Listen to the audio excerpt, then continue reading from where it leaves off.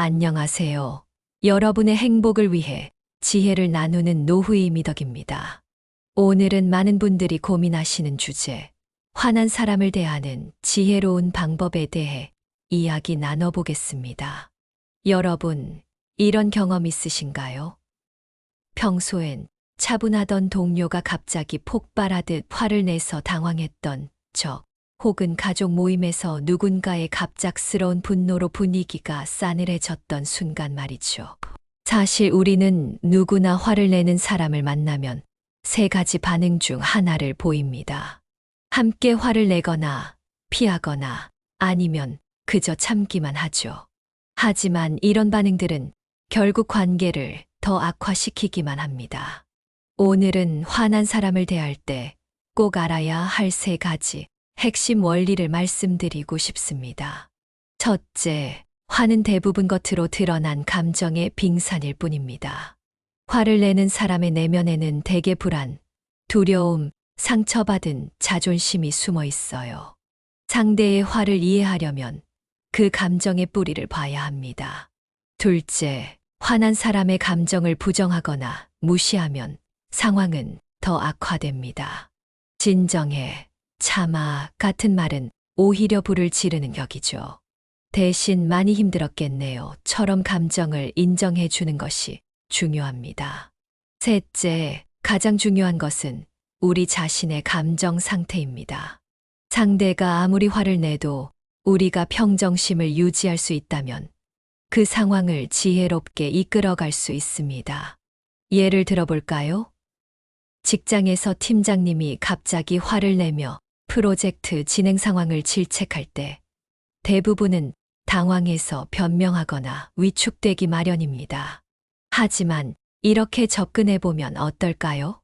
팀장님, 이 프로젝트가 많이 걱정되시는 것 같네요. 구체적으로 어떤 부분이 가장 우려되시는지 여쭤봐도 될까요? 이렇게 말하면 상대방은 자신의 감정이 인정받았다고 느끼면서도 동시에 문제 해결에 초점을 맞출 수 있게 됩니다. 이제 화를 자주 내는 사람들의 유형을 좀 더 자세히 살펴보겠습니다. 우리가 이들의 특징을 이해하면 그들의 행동 패턴을 예측하고 더 현명하게 대처할 수 있기 때문이죠. 첫 번째는 완벽주의형입니다. 이런 유형의 사람들은 모든 것이 자신의 기준에 맞아떨어지기를 원합니다.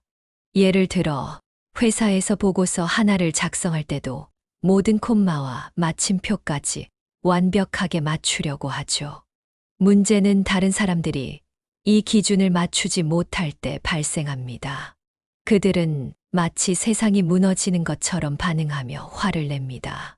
두 번째는 통제 불안형입니다.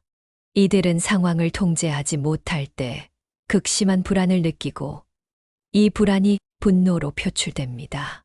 가령 식당에서 자신이 예약한 시간보다 10분만 늦어져도 안절부절 못하며 화를 내기 시작하죠. 이는 예측 불가능한 상황에 대한 두려움이 분노로 바뀐 것입니다. 세 번째로는 내면 압박형이 있습니다. 이들은 겉으로는 매우 차분해 보이지만 내면에는 수많은 압박감과 스트레스가 쌓여 있습니다. 마치 압력밥솥처럼 어느 순간 작은 계기로 폭발하듯 화를 내죠. 회사에서 야근이 계속되고 집에서는 육아 스트레스가 쌓이다가 커피 한 잔을 쏟은 것을 계기로 폭발하는 경우가 대표적입니다. 이러한 유형들의 공통점은 무엇일까요? 바로 자기 방어입니다. 그들의 화는 실제로는 자신을 지키기 위한 방어, 기제인 경우가 많습니다. 완벽주의자는 실수하는 자신을 용납하지 못해 화를 내고, 통제 불안형은 불확실성으로부터 자신을 보호하기 위해 분노하며, 내면 압박형은 더 이상 버티기 힘든 상황에서 자신을 지키기 위해 폭발하는 것이죠.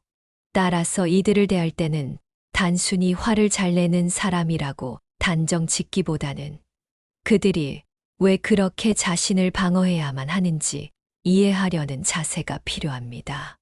예를 들어 완벽주의자와 일할 때는 이 정도면 충분히 잘했어요.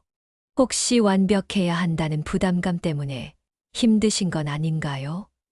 라고 접근하는 것이 도움이 될 수 있습니다. 이제 우리는 화를 내는 사람들의 내면에 어떤 불안과 두려움이 있는지 조금은 이해하게 되었습니다. 이러한 이해를 바탕으로 다음에는 이들의 분노가 폭발하기 전에 미리 알아차릴 수 있는 신호들과 그때그때 대처하는 구체적인 방법들을 알아보도록 하겠습니다.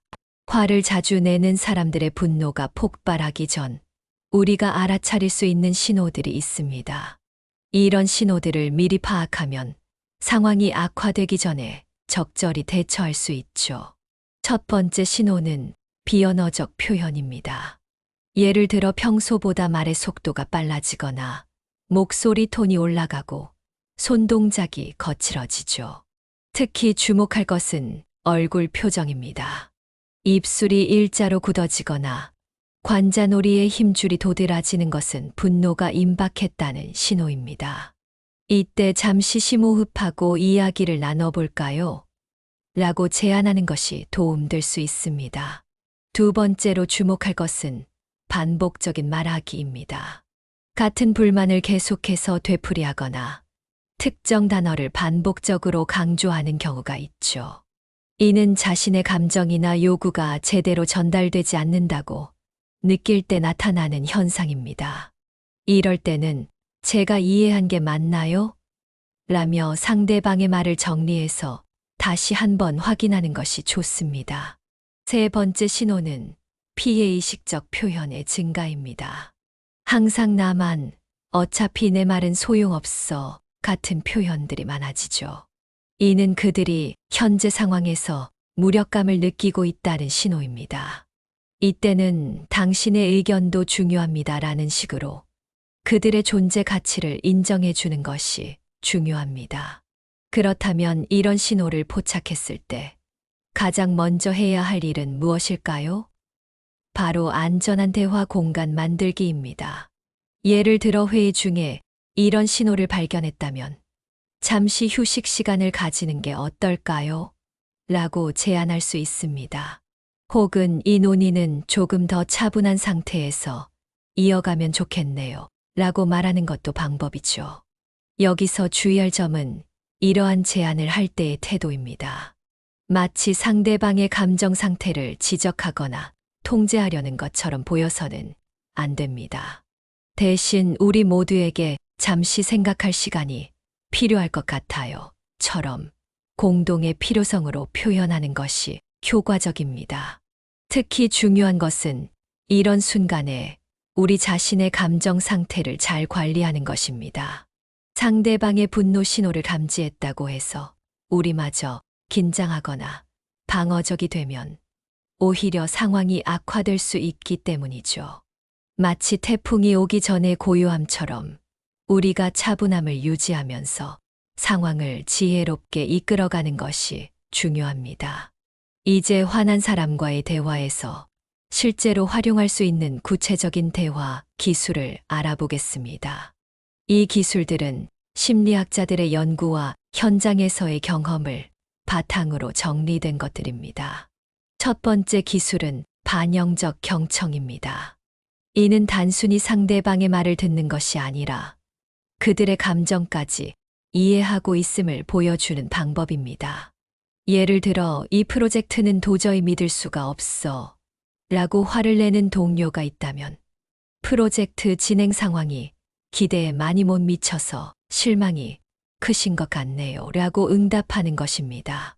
이때 중요한 것은 상대방의 감정을 판단하거나 평가하지 않고 있는 그대로 받아들이고 반영하는 것입니다. 두 번째 기술은 아이메시지 사용입니다.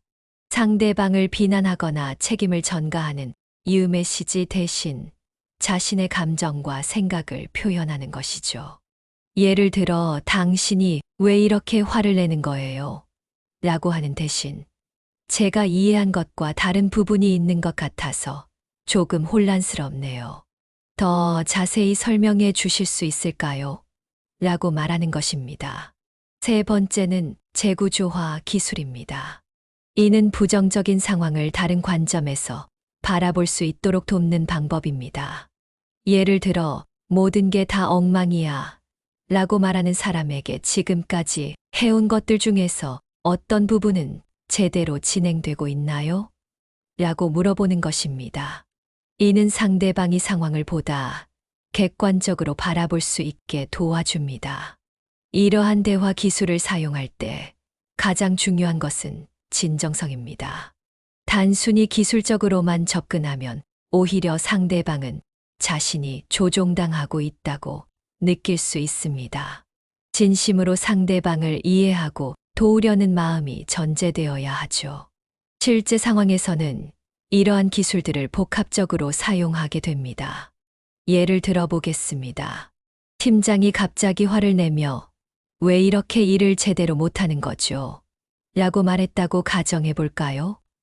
이때 우리는 이렇게 대응할 수 있습니다. 팀장님, 현재 진행 상황이 기대에 미치지 못해 많이 실망하셨나 봅니다. 반영적 경청. 저도 이 상황이 마음에 걸려서 고민이 큽니다. 아이메시지. 지금까지 진행된 부분들을 함께 검토하면서 어떤 부분을 개선할 수 있을지 의견을 나눠보면 어떨까요? 재구조화. 이처럼 대화 기술들을 자연스럽게 결합하면 상대방의 감정을 인정하면서도 문제 해결 방향으로 대화를 이끌어갈 수 있습니다. 지금까지 우리는 화난 사람을 대하는 대화 기술에 대해 알아보았습니다. 하지만 어떤 상황에서는 대화 기술만으로는 부족할 때가 있습니다. 특히 상대방의 분노가 지속적이고 반복적으로 나타날 때는 보다 근본적인 접근이 필요합니다. 오늘은 그런 상황에서 활용할 수 있는 장기적 대처 전략에 대해 이야기해 보겠습니다. 첫 번째 전략은 패턴 분석입니다. 상대방이 언제, 어떤 상황에서 주로 화를 내는지 관찰하고 기록해 보세요. 예를 들어 어떤 사람은 업무량이 많은 월말에 더 예민해지고 또 어떤 사람은 개인적인 일로 스트레스를 받은 날 쉽게 폭발합니다. 이런 패턴을 파악하면 미리 대비할 수 있죠. 주목할 만한 사례를 하나 들어보겠습니다. 한 회사의 영업팀장은 매월 실적 보고 시기만 되면 극도의 예민함을 보였습니다. 팀원들은 이런 패턴을 파악한 뒤 보고 일정 전에 미리 자료를 준비하고 예상 질문들을 정리해 두기 시작했죠. 그러자 팀장의 스트레스가 줄어들면서 화를 내는 빈도도 현저히 감소했습니다. 두 번째 전략은 예방적 소통입니다. 문제가 발생하기 전에 미리 대화하는 거죠. 예를 들어 이번 프로젝트에서 특히 신경 쓰시는 부분이 있으신가요? 라고 먼저 물어보는 것입니다. 이렇게 하면 상대방의 우려사항을 미리 파악하고 대비할 수 있습니다. 세 번째는 감정 버퍼 만들기입니다. 이는 상대방과 나 사이에 적절한 심리적 거리를 유지하는 것을 의미합니다. 예를 들어 매일 아침 10분 일찍 출근해서 하루를 계획하고 마음의 준비를 하는 것이죠. 또는 점심시간을 활용해 잠깐 산책하면서 스트레스를 해소하는 것도 좋은 방법입니다. 이러한 전략들을 실천할 때 가장 중요한 것은 일관성입니다. 한두 번 시도하다가 포기하면 효과를 보기 어렵습니다. 마치 운동이나 다이어트처럼 꾸준히 실천할 때 비로소 변화가 시작되죠.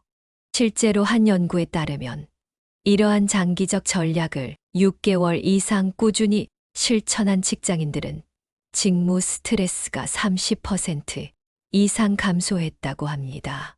특히 주목할 만한 점은 상대방의 분노 표출 빈도는 줄어들었지만 오히려 의사소통은 더 활발해졌다는 것입니다. 이제 앞서 배운 장기적 전략들을 실제 생활에서 실천하는 구체적인 방법을 알아보겠습니다. 특히 오늘은 직장, 가정, 그리고 사회적 관계에서 각각 어떻게 적용할 수 있는지 살펴보도록 하겠습니다. 먼저 직장에서의 실천 방안입니다. 업무 환경에서는 기록 습관이 매우 중요합니다. 간단한 메모장을 준비해서 상사나 동료가 화를 냈을 때의 상황을 기록해 보세요. 날짜, 시간, 상황, 그리고 어떤 말이나 행동이 트리거가 되었는지 적어두는 것입니다. 한 달만 이런 기록을 해도 놀라운 패턴이 보이기 시작합니다. 예를 들어 A씨는 이런 기록을 통해 자신의 상사가 주로 오후 3시 이후에 예민해진다는 사실을 발견했습니다. 이를 바탕으로 중요한 보고나 미팅은 되도록 오전에 잡기 시작했고 상황이 크게 개선되었죠. 가정에서는 타임아웃 규칙을 도입해 보세요. 가족 구성원 중 누군가가 화를 내기 시작하면 누구든 타임아웃을 외칠 수 있고 모든 구성원이 15분간 각자의 공간으로 갑니다. 이는 감정이 격해지는 것을 막고 서로에게 생각할 시간을 주는 효과가 있습니다. 한 가정의 사례를 보면 10대 자녀를 둔 부모는 이 규칙 덕분에 감정적 충돌이 크게 줄었다고 합니다. 처음에는 어색했지만 시간이 지나면서 가족 모두가 이 규칙의 효과를 실감하게 되었죠. 사회적 관계에서는 경계 설정 연습이 중요합니다. 친구나 지인이 자주 화를 내며 에너지를 소진시킨다면 만남의 시간과 빈도를 조절하는 것이 필요합니다. 무조건 피하는 게 아니라 건강한 거리를 유지하는 것이죠. 이러한 전략들을 실천할 때 주의할 점은 점진적 접근입니다. 갑자기 큰 변화를 주려고 하면 오히려 역효과가 날 수 있습니다. 작은 것부터 시작해서 천천히 확대해 나가는 것이 좋습니다. 실천 과정에서 중요한 것은 자신을 위한 회복 시간을 확보하는 것입니다. 화를 자주 내는 사람과 지속적으로 상호작용하다 보면 우리도 모르게 감정적 소진이 올 수 있기 때문입니다. 주기적으로 자신만의 힐링 시간을 가지세요. 이러한 전략들은 하루아침에 효과를 보기는 어렵습니다. 하지만 꾸준히 실천한다면 점차 관계의 질이 개선되는 것을 느낄 수 있을 것입니다. 지금까지 우리는 화를 잘 내는 사람들을 대하는 여러 가지 방법과 전략들을 살펴보았습니다. 하지만 여기서 한 가지 중요한 점을 짚고 넘어가야 합니다. 바로 나 자신을 돌보는 법입니다. 화를 자주 내는 사람과 지속적으로 상호작용하다 보면 우리도 모르게 정신적, 감정적 피로가 쌓이기 마련이기 때문입니다.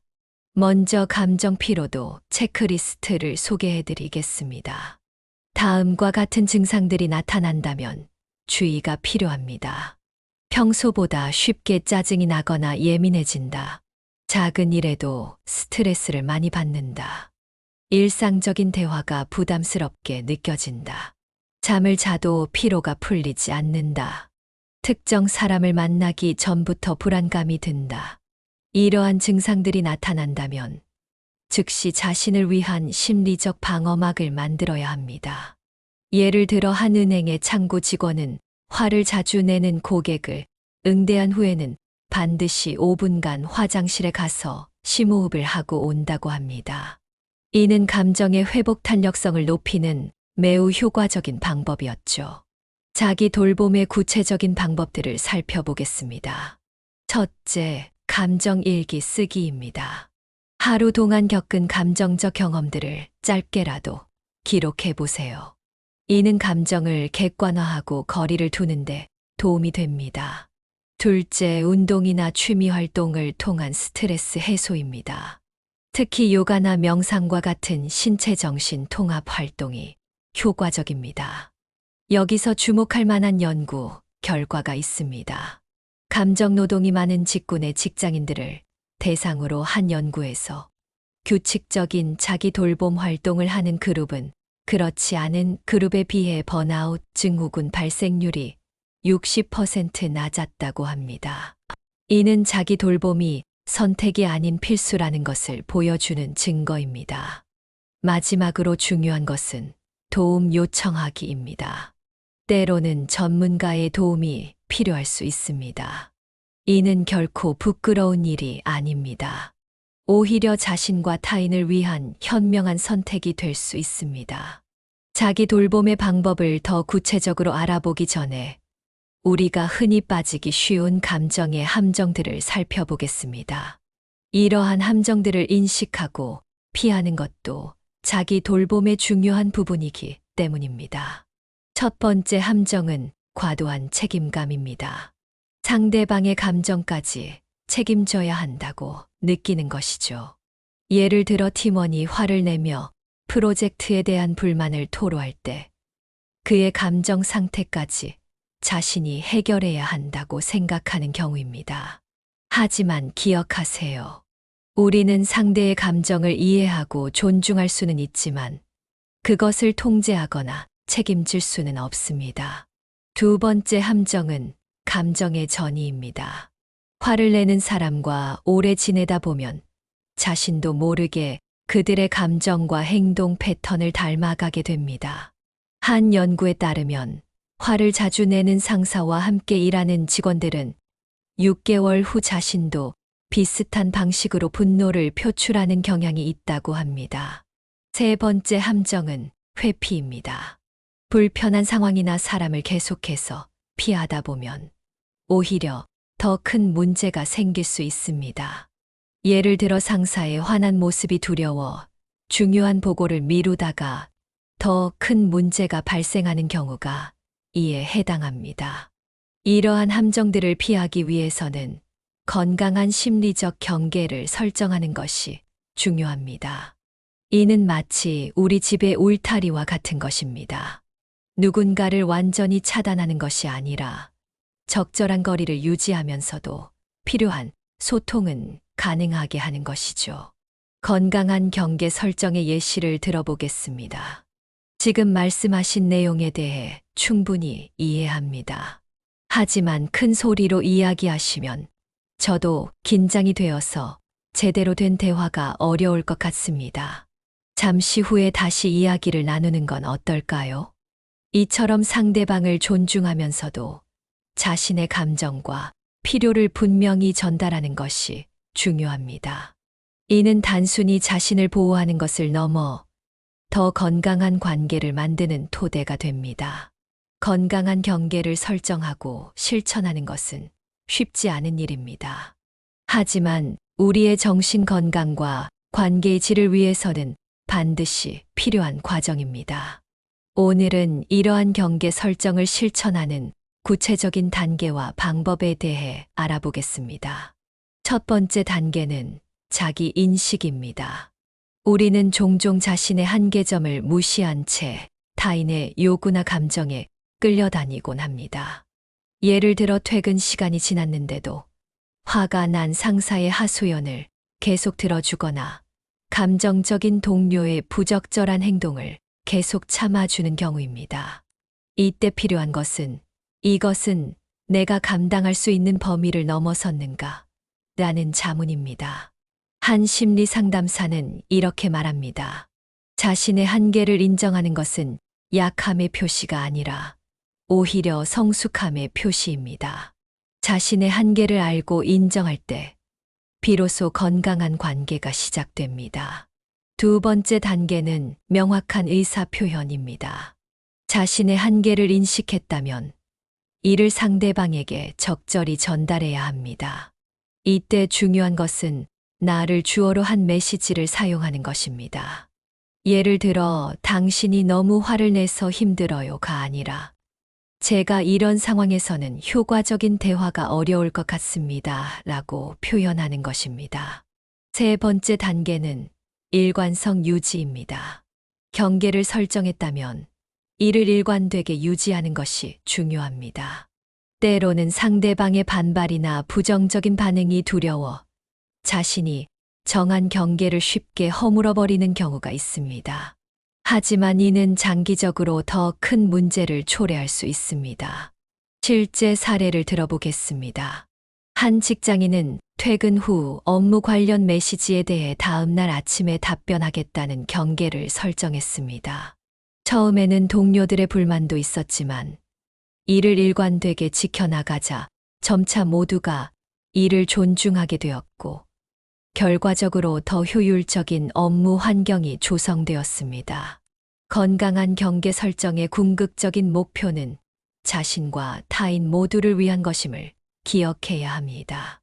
이는 관계를 단절하는 것이 아니라 오히려 더 깊고 의미 있는 관계를 만드는 토대가 됩니다. 지금까지 우리는 화를 자주 내는 사람들을 대하는 다양한 방법과 전략, 그리고 자기 보호를 위한 경계 설정의 중요성에 대해 알아보았습니다. 마지막으로 이 모든 것을 실천할 때 꼭 기억해야 할 핵심 포인트들을 정리해 보겠습니다. 우리가 배운 가장 중요한 교훈은 타인의 분노는 나의 책임이 아니다라는 것입니다. 우리는 타인의 감정을 이해하고 공감할 수는 있지만 그것을 통제하거나 해결해 줄 의무는 없습니다. 이러한 인식은 우리를 과도한 책임감과 스트레스로부터 자유롭게 해줍니다. 한 베테랑 상담사의 말을 인용하면 상대방의 분노는 깊은 바다와 같습니다. 우리는 그들을 이해하고 도울 수는 있지만 그 바다에 빠져 함께 익사하지는 말아야 합니다. 이는 공감과 거리두기의 균형을 잘 설명해 주는 말입니다. 이러한 모든 전략과 기술들을 실천하면서 가장 중요한 것은 꾸준함입니다. 하루아침에 모든 것이 바뀌기를 기대하지 마세요. 작은 변화부터 시작하여 점진적으로 발전해 나가는 것이 중요합니다. 마지막으로 우리 모두는 때로는 화를 내기도 하고 때로는 타인의 화를 대면해야 하는 상황에 처하게 됩니다. 이는 인간관계의 자연스러운 한 부분입니다. 중요한 것은 이러한 상황을 어떻게 현명하게 다루느냐 하는 것입니다. 앞으로도 여러분은 다양한 감정적 상황에 직면하게 될 것입니다. 하지만 이제 여러분은 그것을 다루는 도구와 지혜를 가지고 있습니다. 이를 실천하면서 더 건강하고 풍요로운 관계를 만들어 가시기 바랍니다. 분노를 마주하는 것은 두려운 일일 수 있습니다. 하지만 그것을 현명하게 다루는 법을 배우면 그것은 우리를 더 강하게 만들어주는 기회가 됩니다. 여러분의 하루하루가 더욱 평화롭고 행복하기를 바랍니다. 이것으로 오늘의 이야기를 마치도록 하겠습니다. 지금까지 시청해 주셔서 감사합니다. 여러분의 소중한 시간이 헛되지 않았기를 바랍니다. 더 나은 관계, 더 나은 삶을 위한 여정에 이 영상이 작은 도움이 되었길 바랍니다. 노후의 미덕이었습니다.